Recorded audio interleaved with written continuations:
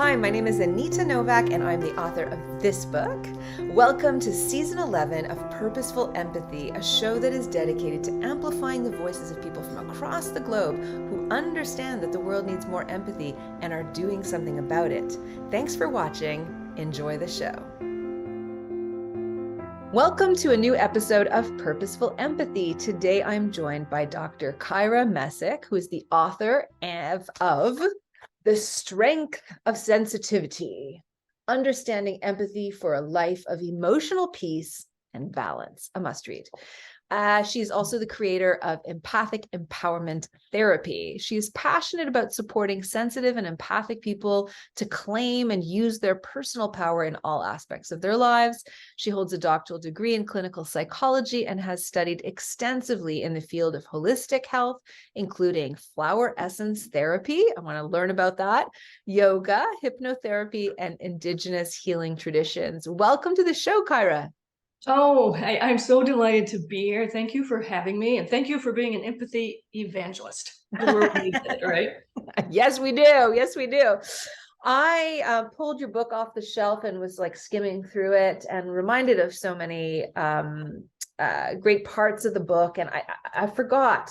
It's not that I forgot. It's that when I read it again, I was like, oh, yes, what a great story. Your introduction is such a riveting, unusual story. I wonder if you could share with our viewers what that was all about. That was a good setup. Thank you. Now they're like, riveting. What was it? I had to just be honest and put it out there. The first couple of versions of the book I wrote were a little softer. I wasn't quite as vulnerable, which is part of empathy, right? And I decided I just needed to be honest and put it out there. Let me start just by reminding people that there's different types of empathy, right? So there's empathy that's very cognitive, and that's saying, okay, someone was rude to you. Well, all right, I know he's going through a tax audit. He's frustrated, whatever, but it kind of stops there, right? It's just the intellectual knowledge. Then there's more emotional type of empathy, where you really can start to feel what that other person is feeling. So it's tax season, sorry. So using the same tax audit, oh boy, you've been through something similar where you were so scared because an investment fell through, or you can really feel what's going on for that person. So that's the more emotional, and see how different that is from just a logical kind of empathy. But then there also is a more energetic, or you could even call it spiritual, but there's that energetic kind of empathy as well, which some people might call empathic ability. And that is truly embodying what's going on for another person. Where it can sometimes cause a lot of confusion for people is because it doesn't even matter if they're near you or if you know consciously what they're going through. Like, for example, I bet a lot of your viewers have had it happen where all of a sudden they feel like, I need to call my friend. Like, I just have that feeling like I need to call. You call and they say, oh, thank you so much. You couldn't have called on a more perfect time. This is what's happening. I need you. How did they know that? Right? So this story that I'm going to tell, which is riveting, is that, I guess, times 100. All right. So I was trained in clinical psychology, right? So I was trained, like many other psychotherapists, how to diagnose people, how to be conscious and aware and have empathy in counseling, right? But I always was a sensitive person. So if people ask, well, why do you, I've had people ask in the past, why do you specialize in sensitive people? Are you studying us? Yeah, me. I wanted to understand what was going on for me, because sensitive people in this world, it can be a very uncomfortable place to be, right? The world can seem very harsh, and sensitive people can feel like they don't fit in. They don't understand why they're so uncomfortable a lot of the time. So actually, to tell the truth, I'm going to be honest, that's why I went and got a doctoral degree in psychology, because I needed to understand about myself. And at that point, I didn't know where else to go. What else would I do? To try to learn that. And of course, understand anxiety and depression, things which I also was going through. So here I am after I have gotten my doctoral degree, and it's really my first job working in a college counseling center. And it was a great place to work. And it was really nice where we had a caseload of lots of different types of people. Some were students, some were staff. It was great. There's one day when, so I'm home, all right? I'm not even at work. I'm home. It's the work day's over. I'm home. I'm making spaghetti for dinner. The husband's there, just, and all of a sudden, this wave of extreme depression hit me out of the blue. So I just really want people to listen to this who have experienced this, where sometimes they seem fine, and all of a sudden they're just hit with this wave of anxiety or depression or some type of pain or discomfort.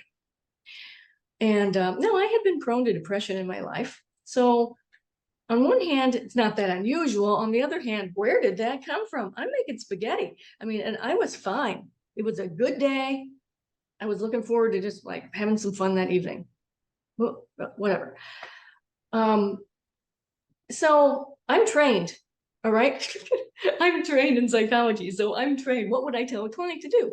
Oh, well, you divert your thoughts. Don't let your thoughts dwell, on what's going on.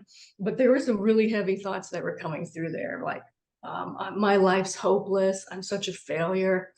And even the thoughts themselves are like, I just got a doctoral degree in psychology. I'm not feeling like a failure at this point, in my life. So where's that even coming from? So I started, just kind of talking back to the thoughts. I'm trying to just distract myself with some other things. So we have our meal, but still, it's just this weight of the world on top of me. I just couldn't snap out of it. I thought, I'll do some exercise. Dude, that didn't help. I'll pet my cat. The cat's like, you're messed up. So I just could not break out of that. Oh, I'll listen to some music. That's what I'll do. And this is going to age it, guys. All right. I was listening to my new Indigo Girls CD, if you remember way back then. And I love them. It was just that folk music, really fun kind of music. But there were some really deep songs on there. And there was this one particular song that was about heartbreak. And when that song came on, it's like it drove right into my heart. And I was like, whoa, time. That's not helping. Woo, ouch. So, turn that off. And I just went to sleep in tears. And I wrote in my journal, wow, I do not know what's going on with me. I'm gonna, I'm writing the time and the date so that I can keep track of this, because I don't even understand what's going on. Finally fell asleep, woke up the next day, and I actually felt pretty okay. So like, well, no reason not to go to work. So I get up to work, and we always had a full caseload, of course, right, during the school year. We have this staff and students, so we always had a full caseload every day. But I walk in, and the receptionist said, oh, one of your clients just called, and he said he really needs to see you today.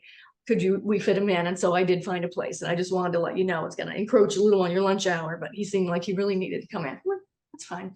I got his file, though, and it was kind of like, why him?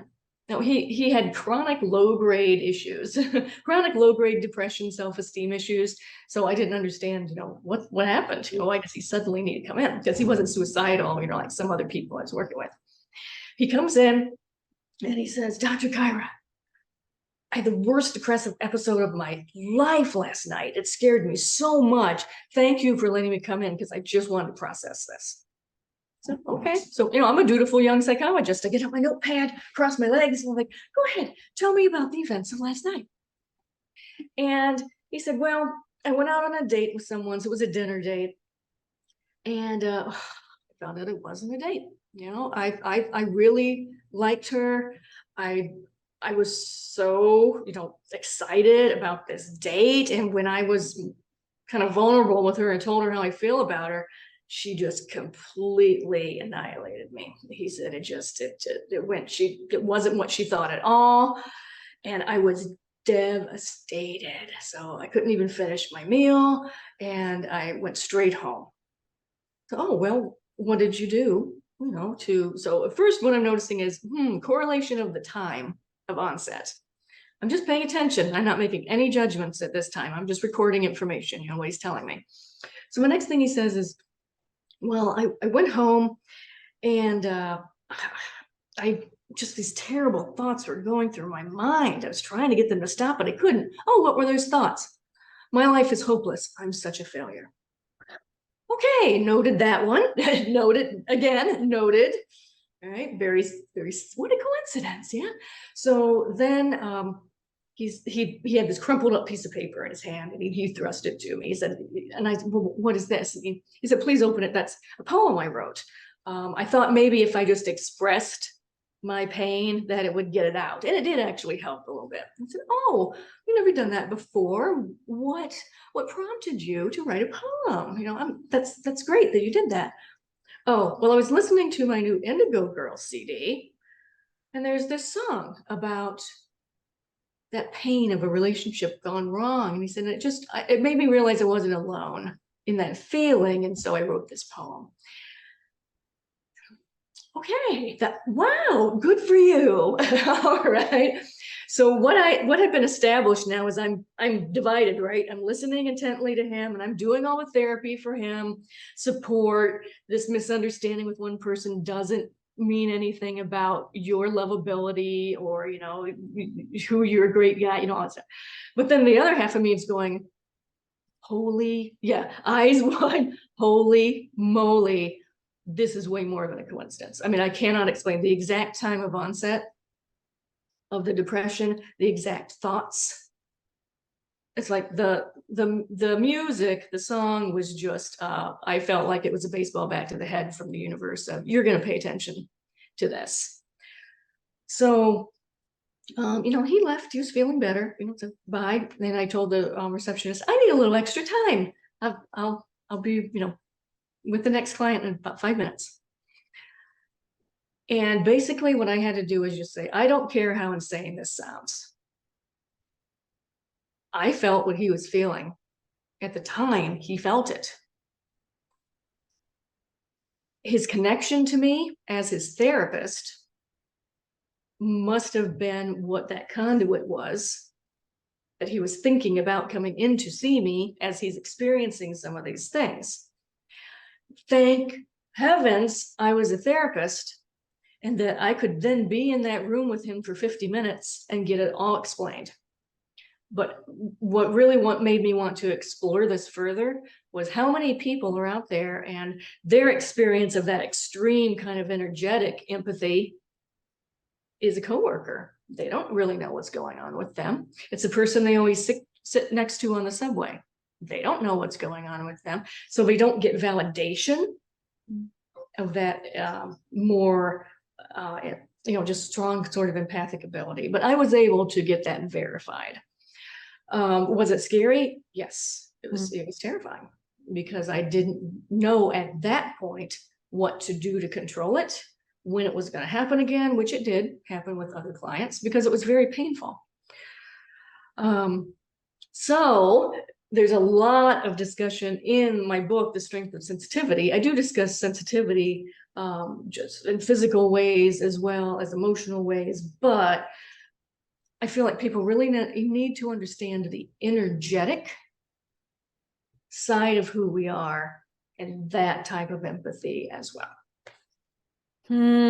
Such a great story.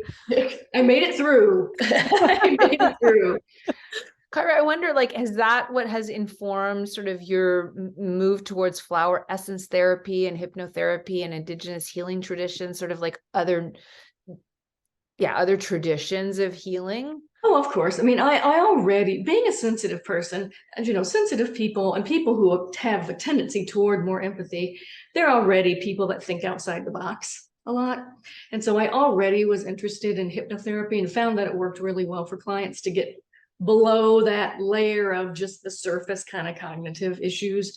So I already was there. But then, okay, with that story I just told you, right? I mean, what people will do to blunt those experiences are medications and drugs. I mean, they will do physical things to try to blunt the ability, and it sometimes kind of shuts things off with other side effects.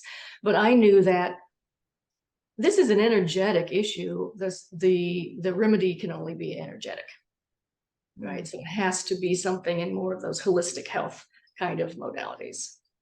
So we have a host of questions that I want to get to that are related to empathy specifically, but I'm just curious because I don't know flower essence therapy. Would you just like explain what that is?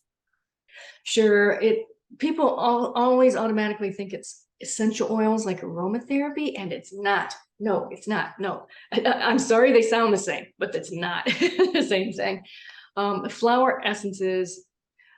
So there's two ways to describe this. Think more about a homeopathic remedy rather than, because herbalism is generally using, people understand herbalism, it's using the root of the plant in a tea or a capsule, or it's using the leaves or something like that. Flower essence therapy is a branch of herbalism that uses the flower only of the plant. So they are truly unique. They have to be made in a very empathic way. You can't just grow some flowers, lop off the flower heads and go, ta-da, I have a flower essence remedy. When you didn't have empathy with that plant, when you haven't connected with that plant. So that's why this isn't a thing that you can buy in Walmart right now. Although there's one particular brand called Bach flower essences from England that are readily available in a lot of stores. So I love using them, and they actually are what helped me tune, because what was happening there is my empathy was out of whack, right? It was just too wide open. So I needed something to tune it, right? Just like and tune the volume of it and tune it so that I could be aware, I could be empathically aware of what's going on with a person, but not completely subsumed, like overwhelmed by it. And flower essences are the tool that I used for that. You know, it's really interesting when you talk just about empathy in general in society and how people in general lack empathy. You know, we're talking human to human, but I find it funny how people lack empathy also like for plants. Because what will happen is I will start to suggest, well, flower essence remedies, perhaps you might want to look into these, because if you haven't been able to find the reason for this anxiety you keep having, look at this. There in the flower essence repertoire, there's these specific types of anxiety, and they'll say, whoa, whoa, whoa, whoa, whoa. You think a flower is going to help me? You don't think my pain, like you think a flower, you know, it's like, okay, time out, people. What is the flower of a plant? So the plant grows, it's got the roots, it's got the stalk, it's got the leaves.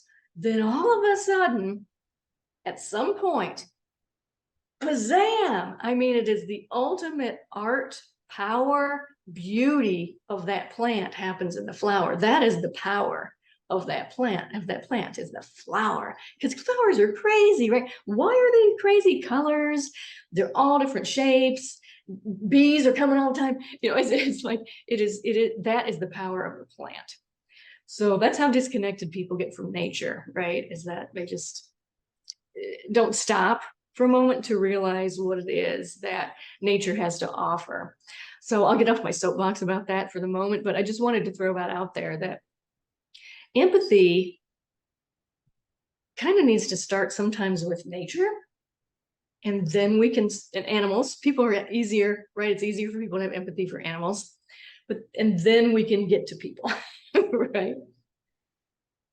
Wow, I had no idea that flowers were that potent, but I'm thinking a lot about my mom right now, who's still alive. She's 80 years old, and she loves flowers.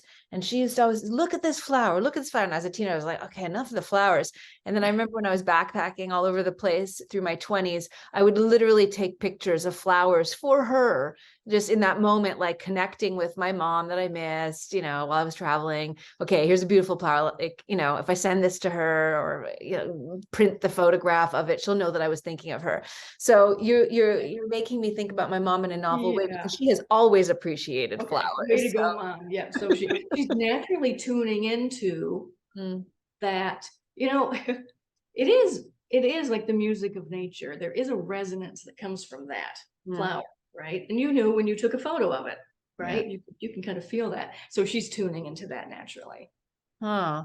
And the actual flower essence, what gets rubbed on, and that helps with some kind of like, whether it's depression or anxiety, it actually helps in some ways.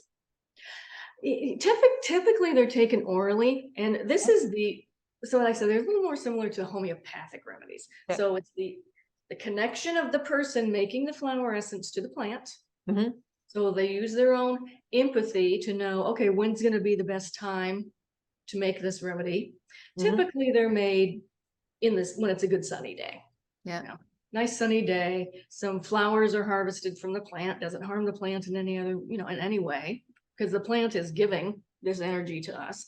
They put that in some water, and through solar infusion, then that energy is transferred to the water. And like for a lot of people, it's like, oh gosh, wow, that's just a leap too far, for me. But we're made of energy. We all have a magnetic field. A thing I like to quote to remind people about is that, so there's EKGs, right? There's ECGs. We know we have a magnetic field. The magnetic field of the heart is over 100 times stronger than the magnetic field of the brain. So I just like to point out things like that every once in a while, just to get people to remember, oh yeah, there's so much more going on than what meets the eye, right? So flower essences are typically taken orally, although they can be used topically. So they don't have any smell, they don't really have any taste. It's drops that I like to take them drops in water, but there's different ways they can be used. And what that is it's like a signature frequency, because we've honed this down to one specific flower. So it's a very specific frequency. Therefore, say someone is suffering from terrible depression, and it's that type of depression that it's kind of like they try something, but then they get disappointed so easily. They just can't keep up the faith to keep. So one flower essence that is specifically for that type of depression is called gorse. And it's a beautiful, beautiful yellow color. A lot of the depression remedies are that beautiful yellow color. So you start to get the sense of the frequency just by seeing the color yellow and that frequency. So then if that person needs that frequency to heal, their body will go, oh yes, boom, and then lock into that frequency. And then very, very likely, at the very least, there's going to be improvement. And in a lot of scenarios, they find that, oh gosh, that's just not happening as often anymore. I just find that I'm able to be a little more resilient. Like I don't get as down on myself, things like that. So it's about finding, for flower essences, as many flowers as there's that many flower essences. People who have never heard of this, after this interview, go on Google and type in flower essence therapy or flower essences, and you're going to find out there's all sorts of people all over the world making these. So there's Hawaiian essences, Alaskan essences, there's desert essences, there's the ones from England, and so the ones I tend to use are from the Sierra Nevadas in California. It's called FES, for Flower Essence Services. So they're all over the place, and it's a wonderful remedy. Whoa, I'm so glad we went down this little rabbit hole, because I knew nothing about this. You're the first person that I'm talking to ever that has told me about this. So I'll go ahead and explain, since we're on this topic. There's in the FES, so it's Flower Essence Services, and they're based in Nevada City, California.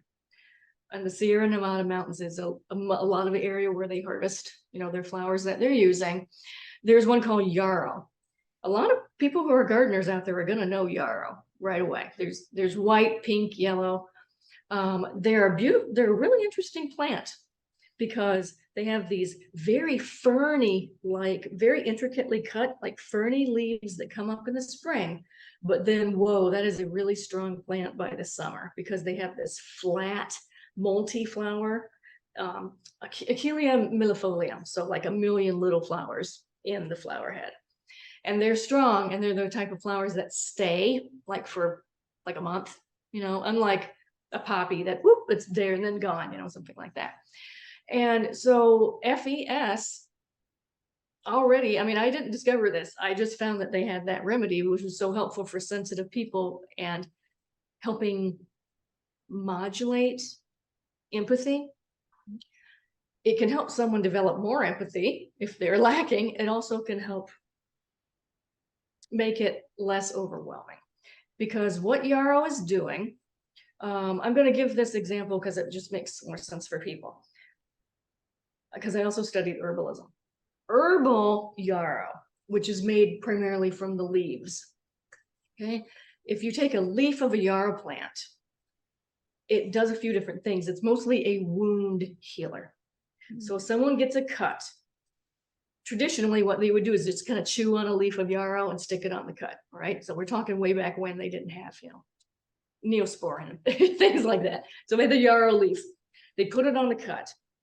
First thing it would do is it's antimicrobial, so they won't get an infection in it, right? Second thing it does is it staunches the bleeding, so they're not, especially if it's a fairly big wound, they're not going to lose a whole lot of blood. And then it also literally helps the skin knit back together, so there's not as much of a scar.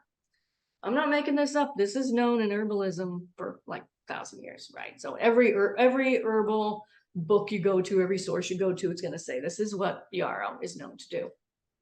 But now we're talking about just the flower when we're talking about flower essences. So we're not using the leaf, we're using the flower. So what does that do for people? So now you need to think more on an emotional and energetic, not the physical wound, the emotional wounds and the energetic wounds. It's doing exactly the same things. So it's antimicrobial. So empathy can be difficult for people because they do worry that they are going to take on too much stuff from someone else, so they might get engulfed in that. Well, yarrow helps you not do that, right? So it's antimicrobial, so you're not going to get things that aren't yours stuck in you. Staunches the bleeding of a wound. Well, if someone is watching this right now says, I'm just too empathic, I'm a bleeding heart, there's the word being used already. Yarrow helps, and it just, like I said, just bring that back in. So your energy is not willy-nilly all over the place. It's more contained in your space. You can be aware of what's going on with someone else, but you're not giving them all of your empathic energy. And then I said it knits the skin back together so that the wound doesn't have scar. Well, this is a thing we aren't taught at all in our society, right? We're taught to take a shower every day, brush our teeth, but we're not taught about energetic hygiene. So we have these emotional wounds and we have these experiences of, oh, this person wasn't empathic toward me. Oh, I was empathic toward, I had too much empathy at work, something like that. All of that can leave these, just feels like energetic wounds, right? So they can just get knitted back together so that you feel more strong again. So like energetically, emotionally stronger. Isn't that amazing? Isn't that crazy amazing? So when I read about that, I was like, you are kidding me. This already existed. I'm glad somebody knew, and so by using yarrow, that's the first thing. And it's the flower essence remedy, guys. It's not the herbal remedy, right? If you go into a health food store and it just says yarrow in a dropper bottle, probably is going to be an herbal remedy, which I have had people say, oh, it really helped them when they weren't like their menstrual cycle was off and they weren't bleeding. It regulates the blood. So I'm being super clear here, guys. Yeah. Flower essences are different. And so you just need to make sure it's a flower essence. So look at how the earth and nature has empathy for us. Isn't that amazing to think of it that way? That plant has that energy to share to help heal us in modern society. How did the plant know in modern society that we need that? Isn't that just amazing? So that's one way I like to think of empathy sometimes, is to go back and model what animals are doing for us a lot of the time.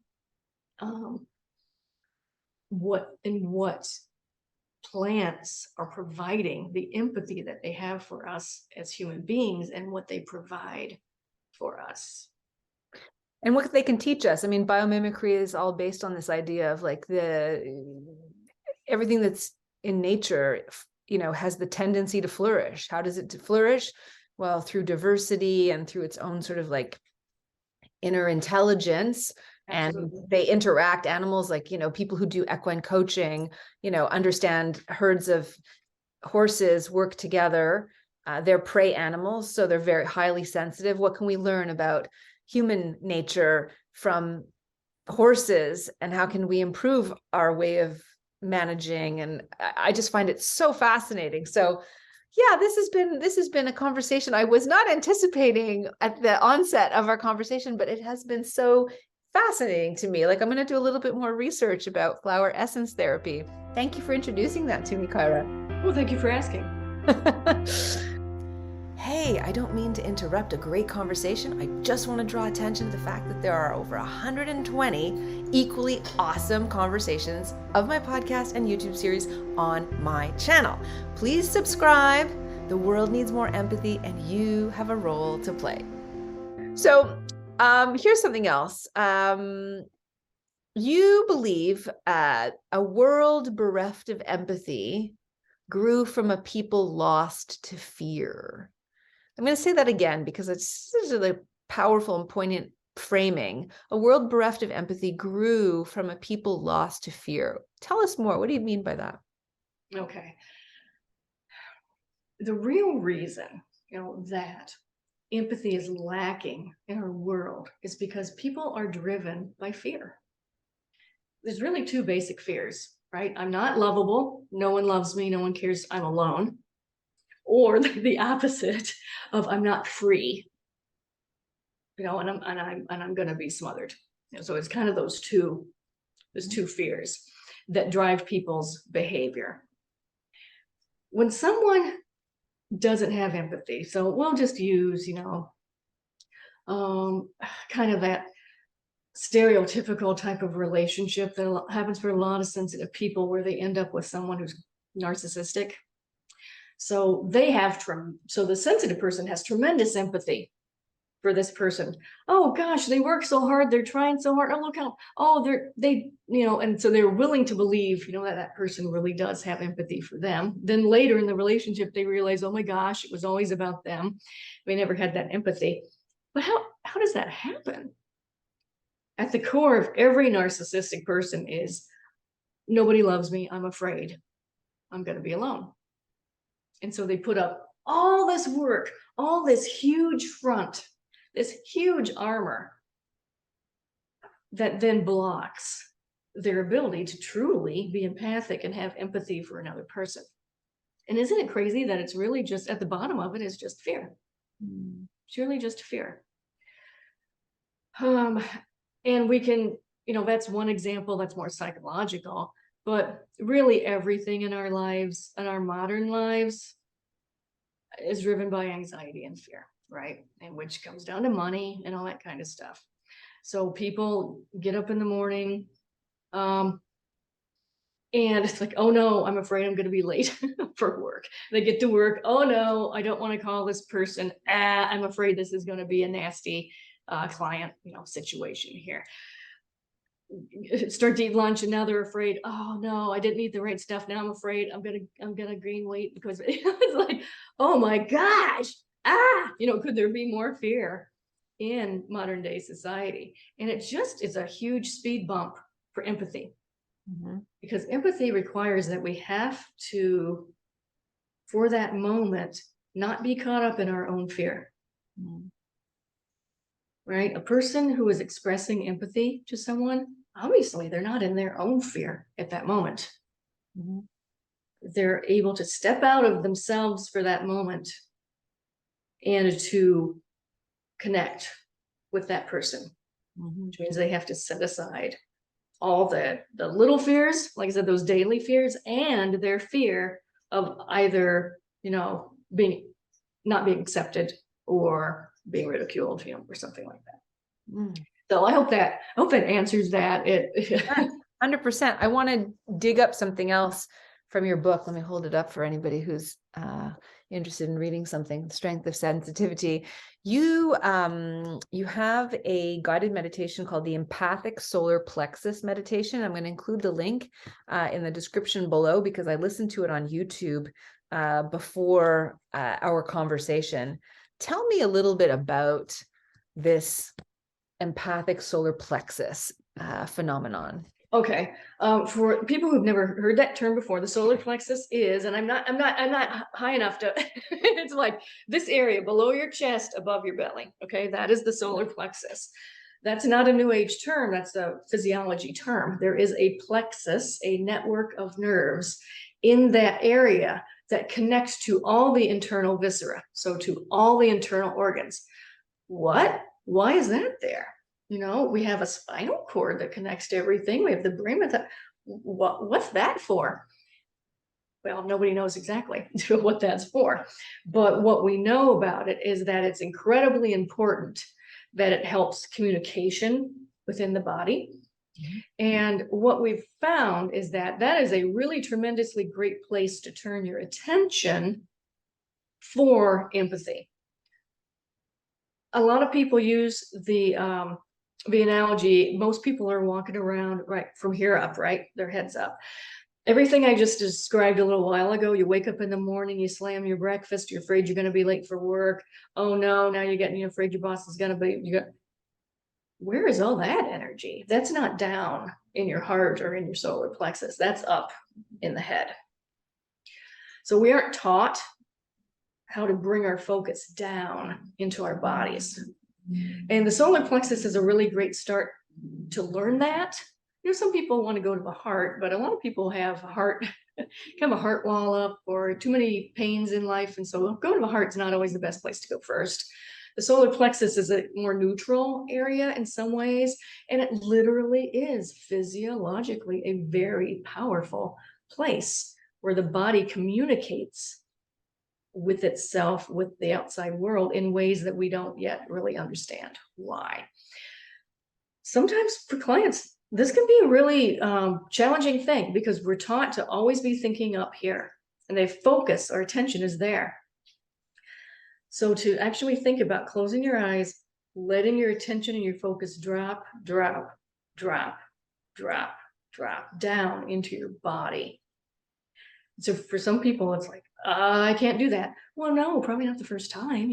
Relax. Like you gotta keep practicing it. And eventually we absolutely can. And you can think with your solar plexus just as well as you can think with your brain. Just turning your attention to that area of your body. And so if you're in a situation where you need to have some empathy for someone, and let's say, but it's been a really busy day at work, you're tired, you didn't, but you realize now I need to get out of my head. Well, this is a place where you can do it. You go down into your body and then ask, okay, what do I need to know about this situation or this person? And the answers are going to come from a more empathic place. I love this. It's so simple, but so many of the things that help bring us balance in life are ridiculously simple because our world overcomplicates everything. I think that's true, right? Everything. It complicates everything and separates us not only from nature, but from our own bodies. So when we go in and connect to our own body, it's pretty profound. It really is extremely helpful. So, okay, I got to ask, because this is the penultimate question. You've been very generous with your time. And are there other examples of practices that you can recommend for people to shift their awareness back to empathy besides what you just described? Yes. Getting back to nature is really number one. Mm-hmm. Even if you live, I live in a big city, even if you live in a city, there's going to be a park. There's going to be a tree somewhere. There's always some place you can go. And don't people can give me no excuses because I'm in the dead winter of Minnesota right now. All right. And I have houseplants and I go out when I can, whenever I can, I go out for a walk. So there's always nature there. And to remember, because we get so separated from nature, a thing that helps people is if I say, okay, let's take a second here and think about your day. How much of nature have you consumed during the day? Mm. Every breath you take, right, is the connection of the entire world around you. Every beverage you drank, everything you ate was from nature. Even if it was a powder in your smoothie, there was a plant base to that, right? So the water, the tea, the fruit juices, the food from the plants and animals, all of that is connection to nature. I mean, not connection, you literally took that into your body. It's the ultimate connection. And so that can help people stop for a moment and say, ooh, yep, I'm not separate, am I? I'm not separate. So that's a place to start. And then the second thing is to pause during the day. So even if you're at work and this isn't a place where you can pause with nature, whenever you can pause with nature, do that. But even if you can't, pause, because empathy is, when people are driven by fear, it's because they're not aware. They're being driven by fear. How do people become unaware in their lives? Because they're always doing this from the head up, reacting to everything that's going on and never stopping. A pause means you stop and just breathe. Feel your body breathing. Perhaps do, like what I said before, get your attention out of the, between your ears, your head, and go down into your body. Or even literally just mindfulness, truly enjoy a snack. Like pay attention to what that's what mindfulness is, paying attention to it, not just snarf it down. What does it taste like? The crinkle of the wrapper as you open it, the warmth of the tea or coffee when you drink it. And then, ooh, you are in that moment. Oh, look, ta-da, there's empathy. Because we're naturally, as you've said, we're naturally wired that way. So those are things that are easy, but why do we forget to do them? I could keep going on and on with you. All right. So I love to ask my guests. I hope you'll have a story. I look forward to this story. Okay, I don't want to assume too much, but maybe you can think of a story of when you were on the receiving end of empathy and what that meant for you. I do have a story. And this is, this is not expected one. So this happened about 18 years ago. My setup for the story is that I suddenly was overcome with meningoencephalitis. All right, this was not good. This is meningitis and encephalitis. So the meninges of my brain were inflamed, and my brain itself was inflamed. Retrospect, the reason it happened, I had no idea at the time what the cause was, but in retrospect, I realized what happened was I had a sinus infection. I was on an airplane and it lost pressure, and the pressure drove that pressure drove the sinus infection into my spinal fluid.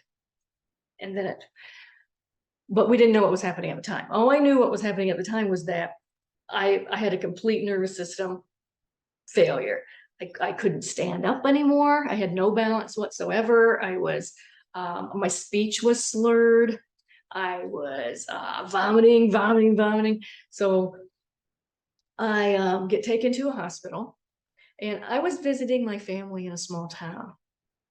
Small town hospital is not where you want to go in this kind of situation. So that first part of it was no empathy, right? There was no empathy happening.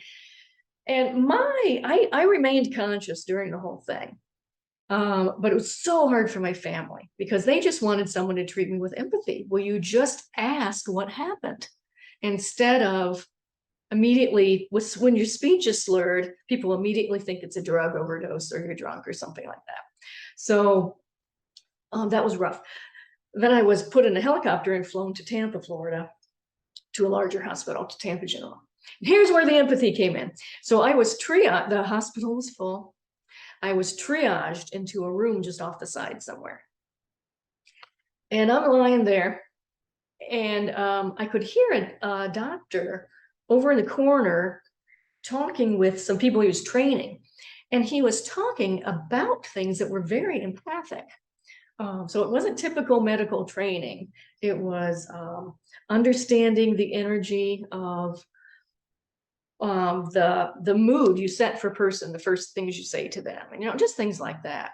And he even started talking a little bit about I can't remember now for sure, but I think he started talking about chakras or something. And so when his group went off to go do their things, in my slurred speeches, hey, come over here, hey, you, come over here. What, who are you?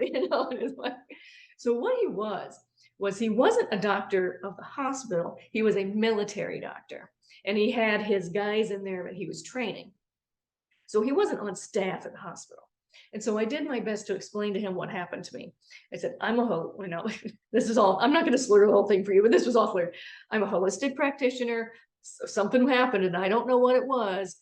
I need someone to help me navigate me through this hospital, because I need people to listen to me, because I know I'm a sensitive person and I react very strongly to drugs and medications and things like that. And he said, I will. And so he was my saving grace. He went with me and accompanied me to the spinal tap, helped tell me, yes, they have to do it. Just, you're going to do it. Accompanied me over to the MRI, where I had been in the MRI machine forever. He did some energy healing on me. So he would have to come and go, but he was there. And because he was there, I really strongly believe that because of the empathy I received early in my visit to that hospital, I was able to recover much more quickly. And I never forgot it, right? I'll never forget him. He did, after he got out of the military, he became an osteopath. So that's what he got his DO degree. And so now he offers that kind of empathy on a daily basis to patients. Not only that, he has this special dog that is his trained medical helper dog, the dog can go out in the waiting room and sniff the patients and know which one needs to be seen first, because he'll know this person's blood sugar is tanking, see them now. So isn't that amazing? So what a gift to have. And I'm sure there's a lot of people listening to this now going, I wish I was lucky enough to have someone, with empathy when I went to the hospital. But it happens. There are people out there. There's certain nurses, certain doctors, or certain social workers or something who are going to have that empathy. That was so necessary at that time in my life, when I was going through something where I was sort of helpless. I couldn't stand up, right? I couldn't speak well. So that's my story, and it was so important.